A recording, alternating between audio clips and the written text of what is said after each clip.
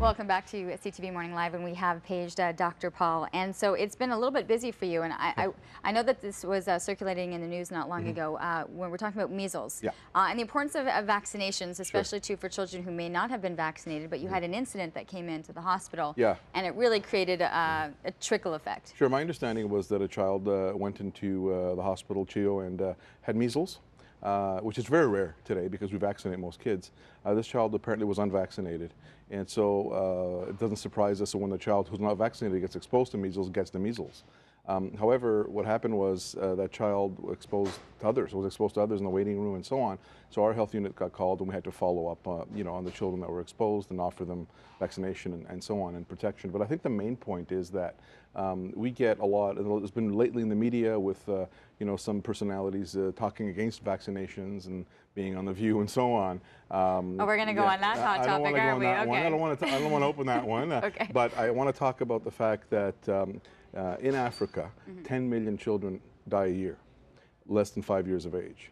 And out of the top 10 killers, measles is one of them. And so our issues there are that we can't get the vaccine to these kids because for socioeconomic reasons, political reasons, and so on.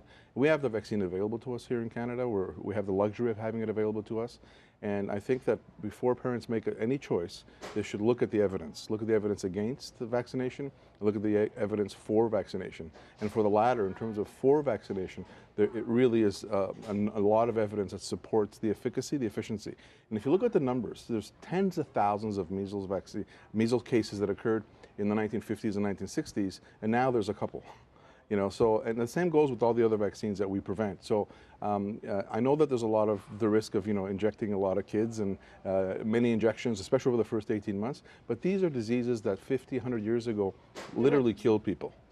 I think so. As a parent, you're kind of going through the list going, oh gosh, we're going back again, and they've got to get these shots. And then it's not until you go long term to realize we've had hopefully a healthy child because you've eliminated so many other possibilities. How frightening was it when you do have a case like that in the hospital where you have that exposure? Well, it's frightening. It could be in a hospital, it could be in a school setting. For example, a child can go to a school or to a daycare and expose other young children that have not been vaccinated. Now, if you've been vaccinated against measles, you've been exposed to measles, you'll be protected. But the issue is that if you have underlying medical conditions or your vaccination has worn off, or if you're a young baby that has not had his vaccinations yet, you're prone to getting the vaccine, the measles itself. And so it's not, when you're not vaccinating your child, a lot of parents tell me, well, I didn't vaccinate my child and he didn't get sick. Well, he didn't get sick because the other children around them are not carrying because they're protected.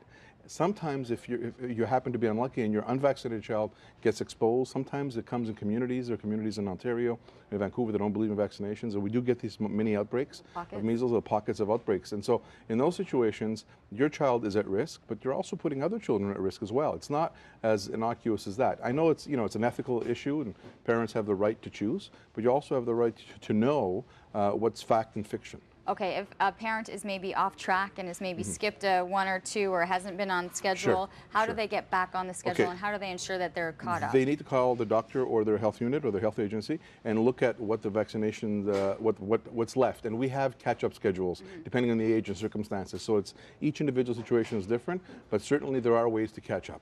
Okay, great information as always. Thank you. Pleasure to see you.